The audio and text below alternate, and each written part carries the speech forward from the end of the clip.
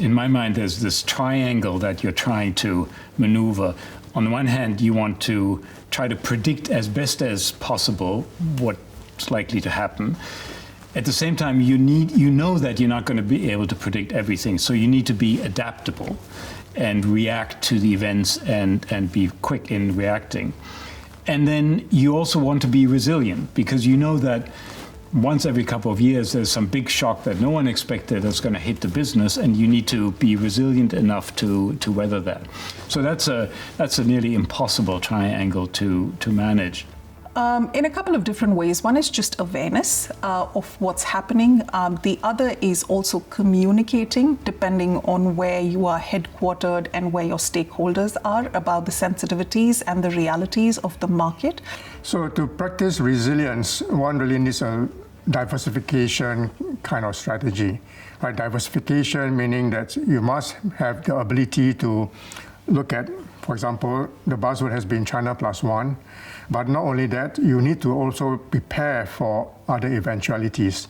So that means going into certain capabilities like scenario planning that allows you to understand how you can actually watch out for different kinds of pitfalls, and then to be able to react towards that. Second is actually strategy. What is the strategy to address the realities of the markets that we address in? I have seen probably one of the best ways to, as a leadership team, to get your head around that is through scenario planning. So scenario planning is basically you don't try to predict the future. Instead, you take some plausible things that might happen, and then you look at how does your business look in that scenario? How resilient is it? What does it mean for your results, etc.? And that's a way to think about different states of the world. So, for example, I did this with on the board for a company that has businesses all across China, all across Asia, including China. And so one of the scenarios we looked at was and this was a couple of years ago, what if the trade wars between China and the West become much worse? Which is exactly what's happened now.